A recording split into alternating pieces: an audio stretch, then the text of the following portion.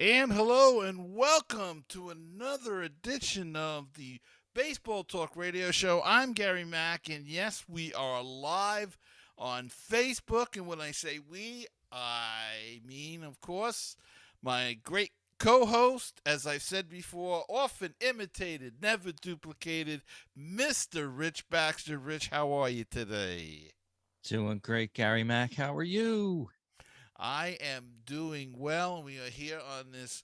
Yeah, I guess it's a lovely Sunday. It's a little overcast, a little foggy here by the water. But you know what? The sun is starting to come out. Got the short sleeves on, and the shorts are on, and won't see them long pants for a while now, hopefully. And uh, baseball season's in full swing, Rich. Yes, it is. And as you said, getting warmer across the country in our neck of the woods in the Northeast. It's still, like you said, it was chilly the last week. We had a lot of fog, as you just mentioned. And I was watching the Mets game last night against the Mariners, Whew. and it seemed to be well suited. The Mariners coming in from the fog. Uh, Yeah. Pretty cool. And for a while, it looked like the Mariners were playing in a fog and the Mets there, but late heroics by Patrick Mazeika, who was playing in his first major league game of this season. He had been up last year as the regular catcher got broke his a hamate bone in his wrist, so he'll be out 6 weeks. James McCann.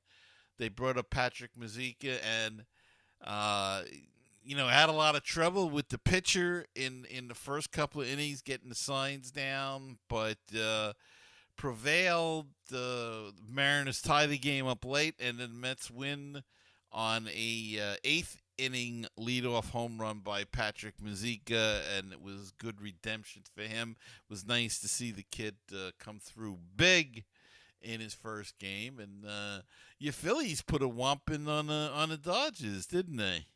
Yeah, the Phillies have been found that hitting season, so to speak, that Charlie Manuel always has a famous quote, wait till hitting season, he always used to say. And yeah, the warmer weather, balls flying out of the yard. They beat them 3 out of 4 so far, going for a sweep, believe it or not, out in LA for the Phillies. And they're going to tie into one of our segments that we have on the show. So it's going to be pretty cool. But yeah, they're doing pretty well. And I'm so glad that our forecast, I don't know if you looked ahead, but next week it's supposed to be close to into the 80s in the Northeast. Good. Finally, we need that nice weather. And Rich, we saw another no hitter this season. Reed Detmers of the Los Angeles Angels threw a no hitter about a couple of days ago, and it was a complete game no hitter. And not without a little controversy here in the New York area because Noah Syndergaard, who was with the Mets, and of course the Mets threw the first no hitter, but a combined no hitter. But Noah Syndergaard had to put a damper on it and had to be a wise ass, if you will, and tweet out this is what a real no hitter looks like. And my feeling on that is, there's not that many teams in the league. Don't be burning your bridges. Noah Syndergaard. I said this on Mets Music, so it's nothing new. I ripped him uh, terribly on air, and I'll do it again. Tough guy. You throw a no hitter then. Your teammate threw the no hitter. You didn't throw it. And you were never even part of a combined no hitter. So keep your big mouth shut. There's only 30 teams in the league. You never know when you may have to come begging to the Mets, and maybe they'll remember this. I dislike it when guys leave and then they badmouth the team they were with. It's not right. And, Noah Syndergaard's got a habit of shooting his mouth off on Twitter, and, it was totally uncalled for. He could say it was a great evening, great no hitter, great to be part of it, blah, blah, blah. but to put in an obvious shot at the Mets was not cool. So Noah, just shut up. Yeah, and I just put up for our YouTube watchers and our watchers on Facebook Live, which we're streaming the show to today. Hopefully, we're going to make it a an everyday thing, an every show thing, actually. But yeah, let us know if you like the live stream. If you want us to stream to YouTube, we can do that. If you want us to stay on Facebook, we can do that. And yeah, getting back to your story there, Gary, I have it up on the screen, the original tweet 3 days ago. And initially, I did find it on Twitter because I do follow a lot of Mets people, a lot of, Met fans and stuff. And yeah, it elicited a terrible response amongst the Mets fans. They hate Thor. They can't wait for him to get to Citi Field because the Angels are coming soon there. But I thought it was a joke when I saw it initially, because if you read it here, he says, oh, and to be clear, I don't think it's a combined no hitter is the same as a quote, real one pitcher no hitter. Okay, leave it at that. But then he goes on to say, and ban the wave, which I kind of thought, well, maybe he's trying to be humorous. And then he says, Mr. Met is a creep. So, I mean, was this attempt of humor towards the end? I don't know. If he has an opinion that the combined no hitter is not the same as the real one hitter, I happen to agree with him to a certain extent on that. I think the one pitcher no hitter is a lot more difficult, obviously, but nonetheless, Syndergaard, as we knew when he was with the Mets, was a loose cannon, and Met fans put up with him then, so he's the same loose cannon. Yeah, and again, a no hitter is a no hitter. I mean, it does mean more if it's one pitcher naturally, but you don't have to. It's like zapping your team. It just doesn't make sense at all. And like I always say, you keep your mouth shut when you get traded or you sign with another team, and because it's a small circle of teams. There's not a lot of play, unless you want to be pitching in Korea or Japan. It's a small employment circle. And yeah, I mean, would the Mets take him back if they needed a pitcher bad? Yes, but who knows if that thought is there that, well, this guy never really, then he didn't like it as much as he professed he liked it here. So why should we bring him back if he's not going to pitch this? If his heart's not going to be in it, you don't know what goes on. And so keep your mouth shut. Just say, I enjoyed my time in New York. The fans were great. Blah blah blah. You know, um, you want to write about the no hitter. Wow, this is a great time. It's a great no hitter. Congratulations to Reed Detmers, pitched the whole game. There are other ways of doing it instead of saying it the way he said it in a sarcastic manner. That POs people and the fans, and it's just something that these guys they got to learn with this social media. And the Mets had another one. Marcus Stroman was the same way, and he continued to bash the Mets after he went and signed with the Cubs. Now what did he say? Something about now this is a real major league organization and stuff like that. And you know what? I like to see what his record is with that real major league organization he's with now. He's not doing so good. He's not earning his big contract. I'll look it up in just a second.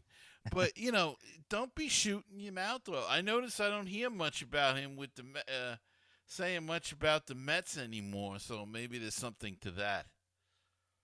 Yeah, I'm sure like a lot of Met fans stay in touch with them, quote unquote, via Twitter. And that's sort of a dangerous thing for a baseball player to go back and forth with people on Twitter. There's a lot of instigators on there.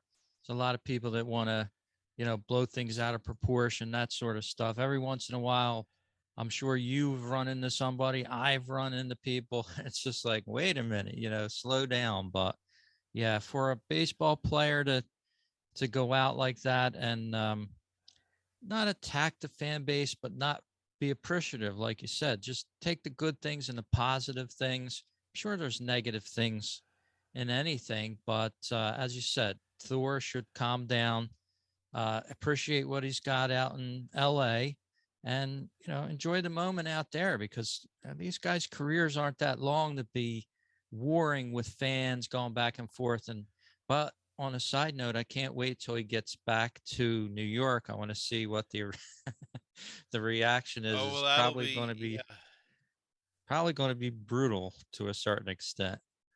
that'll be that'll be something to watch. But here's the thing: just to get back to Stroman, he's 1-3 with a 5.13 ERA.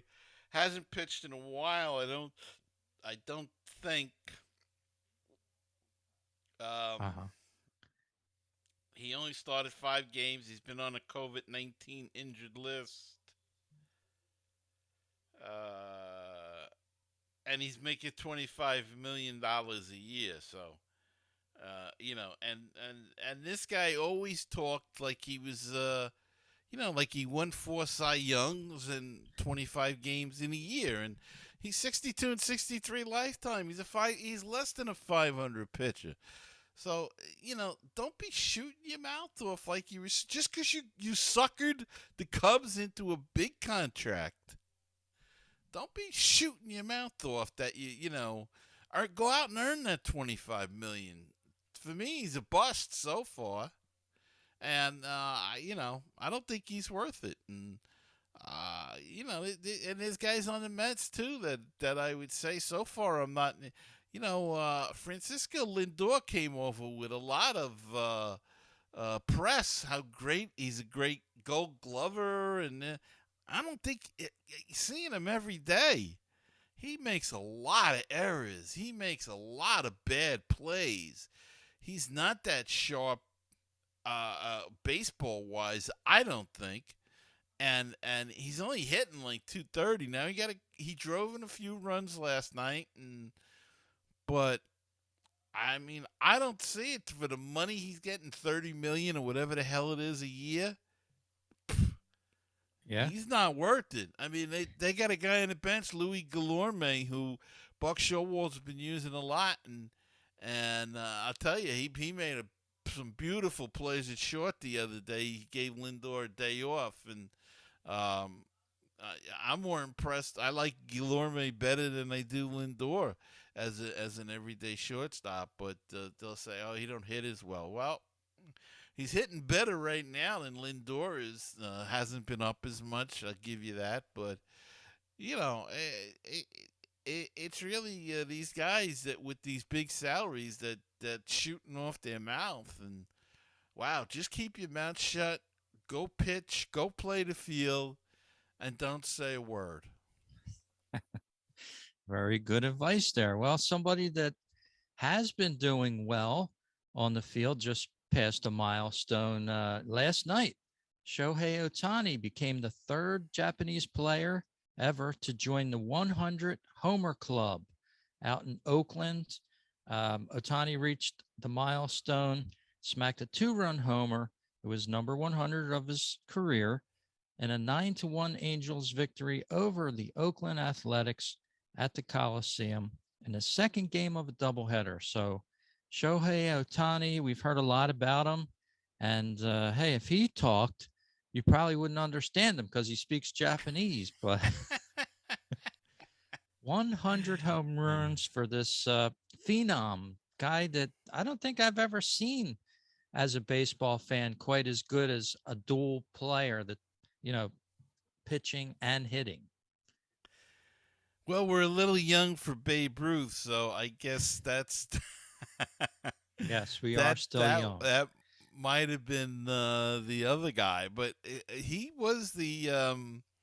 I read somewhere he's also got the. He's one of 6 or 7 all-time players that have 100 home runs and 250 have thrown 250 strikeouts. So he's quite a player, and I don't know if you could say he's great yet, I'd like to see more of it, but one thing I'm glad about so far, he's been healthy, and you get to see his thing. How good he is, and sometimes you get the feeling he's going to be like another Nolan Ryan. Yeah.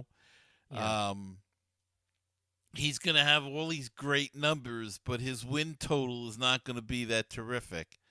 And he'll have the strikeouts, and he's got the added edge that of hitting too. So I was thinking about him the other day, and I know it's pretty soon, as he's only in his fifth, sixth year.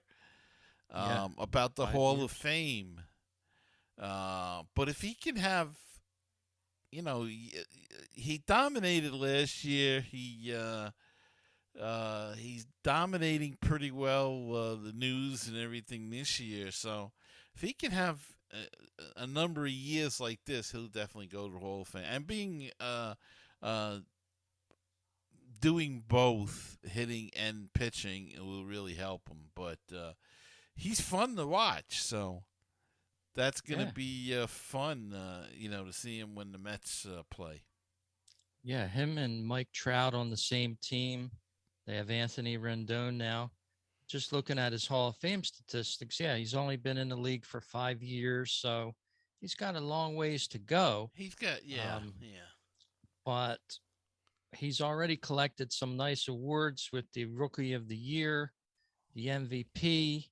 So he's well on his way to collecting the accolades and just doing it on the field. As you said, he's very athletic, great shape. It's going to be fun to see some Angels games. I don't watch them too many games a year because they're out on the West Coast most of the time. Like last night, they start off at 10:10. It's too late to stay up and watch. But when they come to play our teams in the Northeast, I'd be glad to watch them. Yeah, it's I've seen a couple of games, and I've seen a couple of games he's been in, and yeah, it's fun. It's they've got a good lineup. The Angels. Their question is going to be pitching, and they've improved their pitching somewhat. I mean, all the talking about the Syndergaard, he has pitched pretty well for them so far. And now this Detmers kid, 22. He looks like he's a real good, star of the future. It looks like he's got great stuff. So they're putting together something now. I don't know if it's going to be this year. Houston is overtaking them now in first place. Houston winning 11 or 12 in a row or something, and have taken over first place now. So it might be a dogfight out there. But it's hard to bet against that Houston team. Boy, they are resilient. But LA looks pretty good, and they've looked the best that they have in a number of years. And it's all about the pitching. If that holds up and the bullpen holds up, then they can go somewhere because they definitely have the offense. Yeah, we'll be bringing up the standings soon, a little later in the program here. But yeah, Otani doing it to it out there in Anaheim and other places. Last night it was Oakland. And just before we started this show, I was listening to a sister show of ours on the baseballtalkradio.com network there, Baseball PhD, and they're doing a feature on Oakland this week. And they started off the show with Viva Las Vegas. I almost lost it when I started listening because it's a great sense of humor there. Well, that's an interesting story. Oakland is playing both sides of the coin, if you will. They got approved for a spot of land in Oakland that they've been looking into, and they're also looking in Las Vegas. So it's like they're playing both sides against the middle, and I guess they'll see where the best offer eventually ends up being. Um, but they have to do something, and they're not drawing at all this year.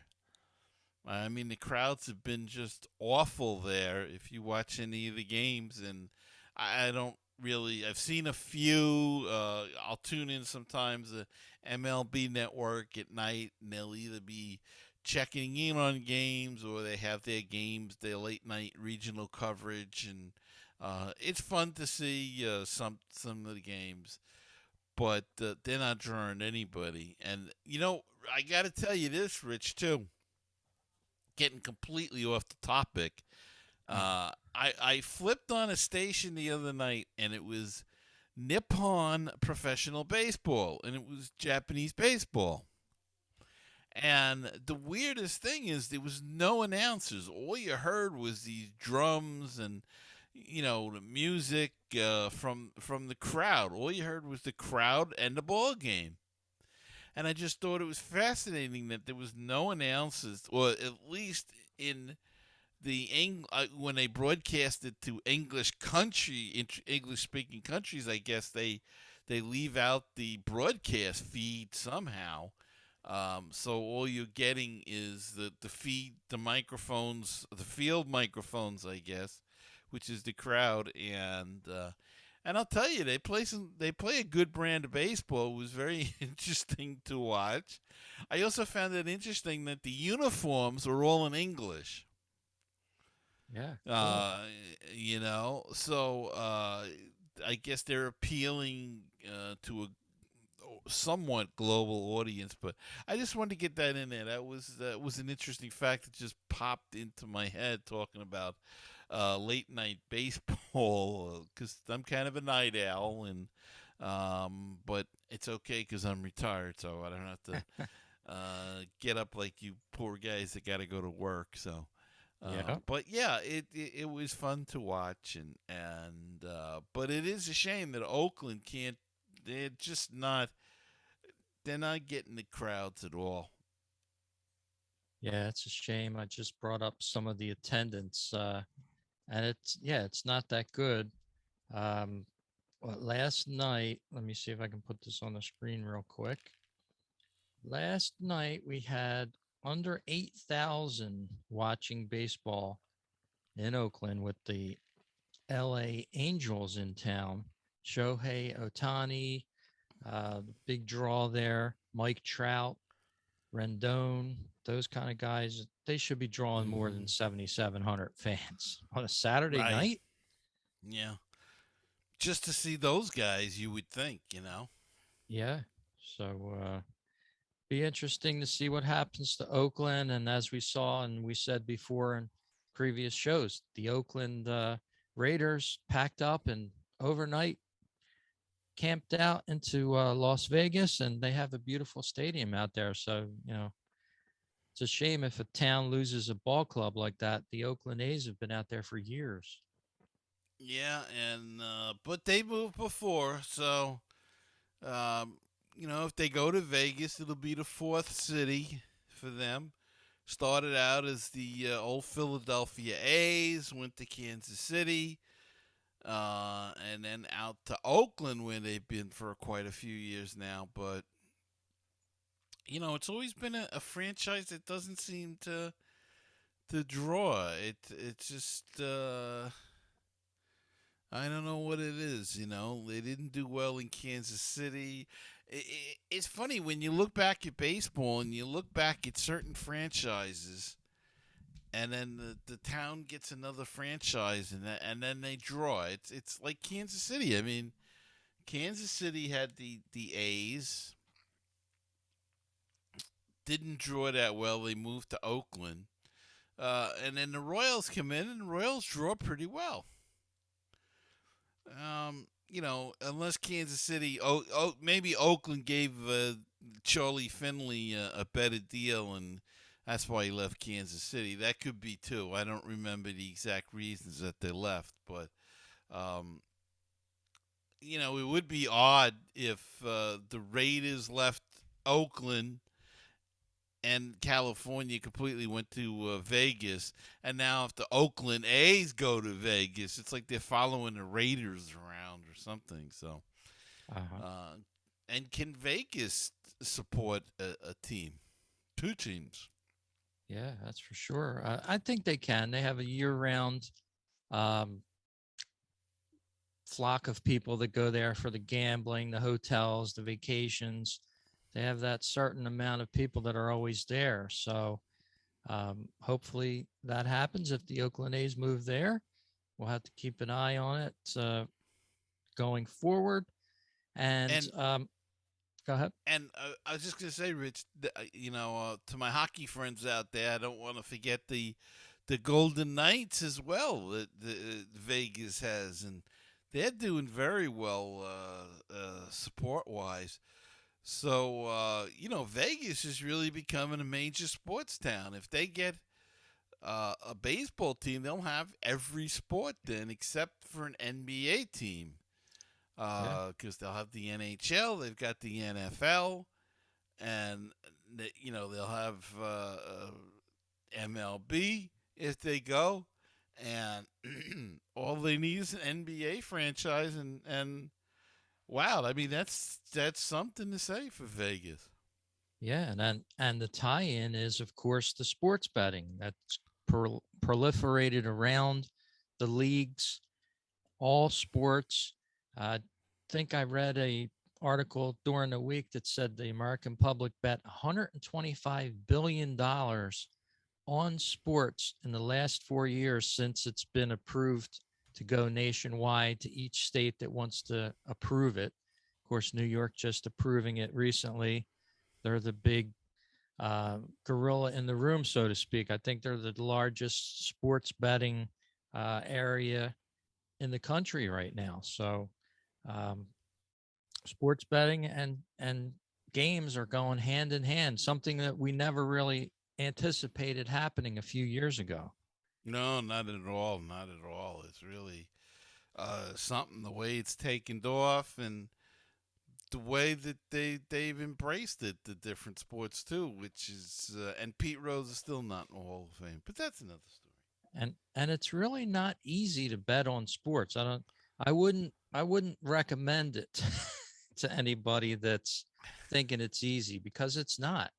If it were, people would be retiring on sports betting, and they're not doing that, folks. At any given night, a team could go out and play different than they're on paper to look, just like a horse race or anything else. So don't want to But recommend Rich, that. do you think that's why a lot of these online things now have the in-game betting that you can uh, bet on so many different things while the game is going on, so you Yeah. can try to recoup.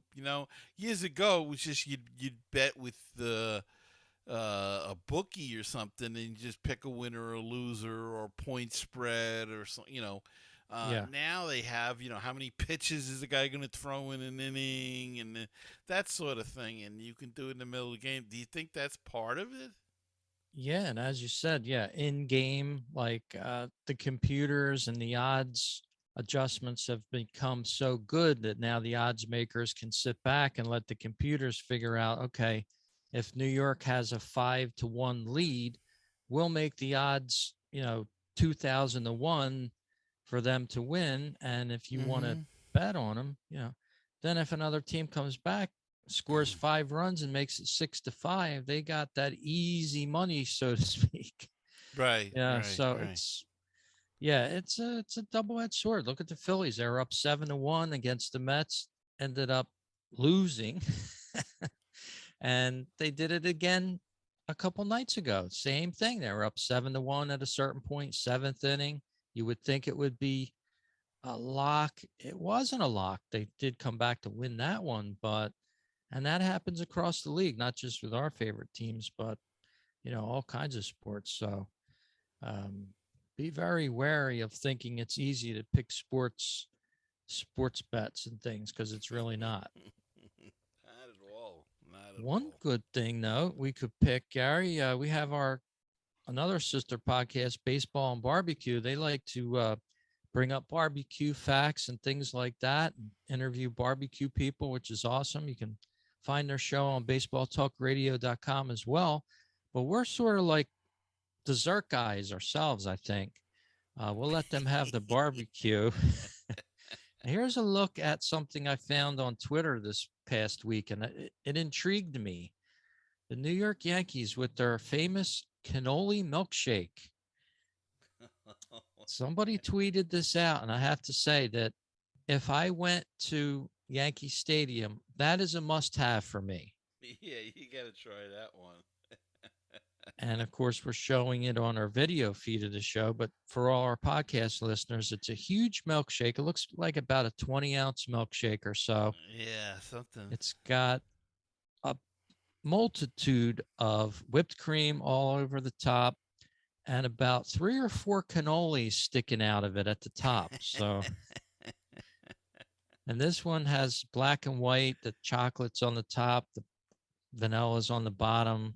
And man, I just might have to make a trip to Yankee Stadium just for this, I swear. No interesting desserts in Philadelphia quite like that. Not that I can say, not that I can speak of. You know, I'll have to research that, but I don't think anything comes close to that. So, yeah, I don't know what they get for that. Probably $20, I would think. Yeah, probably. But yeah, if I ever go to Yankee Stadium this year, that will be tops on my list. One of the reasons I go there, actually. Maybe the only reason you go there. Yeah, I'll have to get standing room only tickets. Those tickets are a little pricey up there, but yeah, there's the cannoli shake. Yeah. So That Yankee looks fans are lucky with delicious. that. That's for Yes, sure. yes, indeed. And they're also lucky that their team is playing so well. Yeah, let's sashay right into the standings for this week. We're starting to get into that area where this is starting to be relevant. As you said, Gary, the Yankees 24-9, top record in baseball so far. They got the 7.27 winning percentage, 0.727. Great home record, 14-4, 10-5 away. They just lost one game last night, but they're 7-3 in their last 10. Yeah, and Toronto is and Tampa Bay is pesky. They're right up there. Only 4.5 back for the Rays. Toronto is 6.5 back, and Baltimore's playing pretty good. They're 14-20, so I know everybody's gonna say they're not even at 500, but I think they're playing a little bit better than people thought they would actually play this year. Baltimore, they've had a rough few years. They've played terrible baseball, but there's a couple of teams out there this year that have terrible records, but are feisty teams. They always seem to be in a game, and a pitch here or there could make a big difference. And Baltimore looks like one of those teams, and I see Minnesota's back in first place, or still in first place, I should say, 19-15 on the season. They've got a 2-game lead over the White Sox, who've been clawing their way back up. They're at 500, 16-16. They have not been so good, and Cleveland also at 16-16. Kansas City and Detroit bringing up the rear, and they really weren't expected to do much this year. So it is what it is with those teams. Detroit is getting better, though. If you've seen any of their games, they've got a great manager there, and they're putting together a pitching staff. They got some good hitters, so they could be okay in a couple of years. In the West, Rich, as we were talking about before, Houston is taking over by percentage points the first place in that division. The Angels right on their heels. Seattle below 500, 7 games back, and I had picked Seattle, I believe, to win that division, and shows you not to go by my picks anytime I give a pick. And then Oakland and Texas, which has been a little surprising. I thought we'd see a little bit more out of Texas this year, but that's the American League rundown. Rich, what about the National League? Yeah, as you said, just a quick note on the Angels. They've been on fire lately. They've 7-3. Really, maybe this is the year we'll see Trout make the playoffs, and that would be great for baseball. Yeah, yeah. As well as it is now, they would be in the playoffs. So,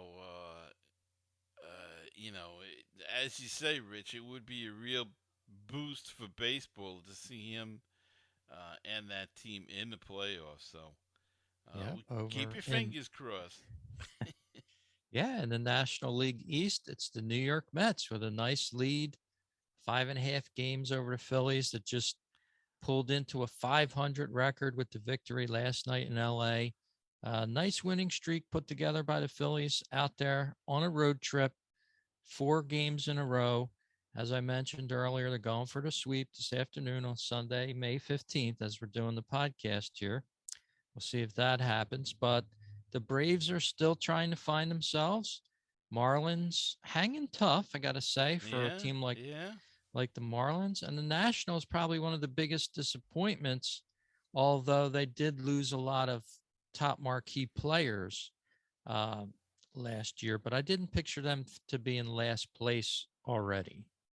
Yeah, you thought they'd be a little bit better, but Strasburg's hurt. Corbin can't do it alone, so their pitching's been tough, and so they've been struggling a little bit. They kind of expected it, but I'm a little surprised that Miami's not at 500 yet, but they're another one of those pesky teams. They're gonna be tough. They've got good young pitching staff, and you watch them in a couple of years, they'll be good. Atlanta, I don't know what to think of them, Rich. I think there's a World Series hangover there. I also think that they lost Freeman, and I think that was a bigger blow than a lot of people thought. Um the loss of one, they lost Soler as well, the MVP for them in the World Series. So lost a couple of key players there, but they're still the Braves. They're still the world champions, so they could put it together. They've got a good system there, but I think there's a bit of a World Series hangover there. Yeah, that's for sure. Um, so there's the look at the rest of the National League. There, the Brewers on top in the Central, followed by the Cardinals, and out west, LA Dodgers 20-12, putting it together. Second best record, I believe, second or third behind the Mets there, and they're really doing quite well. Although they've lost 4 in a row, so it's horrible for the Dodgers to lose 4 in a row. They were on cruise control there, but met a couple tough opponents in the last couple games. And what's interesting about the West, Rich, is that every team is, as we record this, is over 500. Even Colorado at 17-16. So that's a good, tough division. And Colorado's in last, but they're 3.5 out. Arizona is 18-16. They're 3 games out. So, and like I said, I like that Arizona team because of their feistiness. They're in every game. You just they're a pain in the neck. They're like those little gnats in summer. They keep Right. buzzing around. You keep smacking them, and they keep coming back. So that's the kind of team that they remind me of. That with the Mets have played them already, and that's exactly the feeling that I've had with them. And they they Feisty. dig. Yeah, they're feisty and they dig the game out of the dirt. Golf they say a guy that scrambles a lot and he's digging it out of the dirt. The game, but and that's what they do. They hustle. They don't have great players, but they put it together and they're not going to win anything. They may not. They may make the wild card. Who knows? Right now, they've got too many teams ahead of them. With San Francisco is continuing to play well, and San Diego. So, but they could be setting up something for the future here, and I'm just going on and on, but I really do like that team. I don't know why. I just when they played the Mets, I was like, man, these guys are a pain in the butt. They Uh-huh. just keep coming back, and then I watched them a couple other times on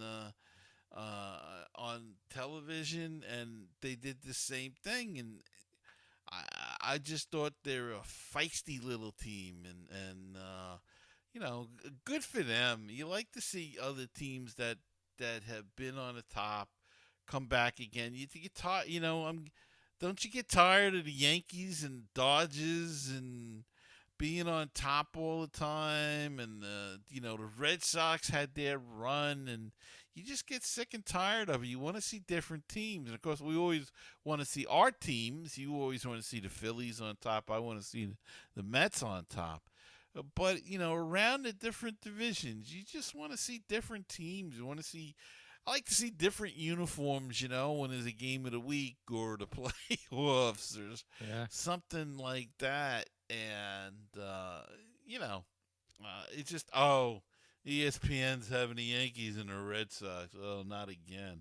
You know what I mean? It's that kind of Yeah. attitude. So Sure. I don't know. Yeah. Well, hey, that's all part of it. And I've been saying the last couple episodes, I'll get to our listeners, and this one towards the end of the podcast here. Here it is. Our listener platform here, 87% US listeners. Thank you, America, across the country. And let's see where's tops in the US here. New Jersey, 26%. Wow. Thank you, New Jersey. Pennsylvania and New York. California, Texas, Kentucky, Virginia, Massachusetts. Wow, nice. Thank you very much. It's awesome.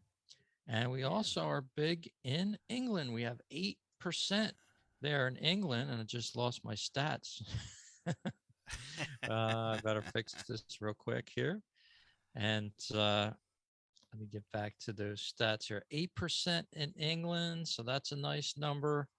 Where would you think we were at most in England, Gary? Gee, I don't know. You got it broken down to cities, or? Yeah, they can break it down to cities. Let's see. Maybe London? Let's see. Yeah, I would Uh, think. England. And let's go see if it'll break it down. No, it's just breaking it down to geographic. England, Geographic. 85%. All Scotland, right. 14. Wow, Very, Scotland, huh? very cool. Yeah. That's cool. Yeah. So Yeah. waving a hand to Scotland, and then Mexico, Canada, Japan, Russia, Ireland, Germany. Got some listeners out there as well. Thank you very much. Hmm. Male listeners make up 80% of the show, female 20. That's a nice, respectable number. Thank you, Hmm. ladies, for tuning in.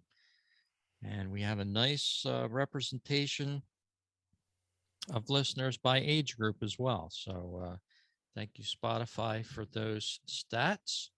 And again, find us at baseballtalkradio.com or our anchor site, which is anchor.com/baseball talk radio show.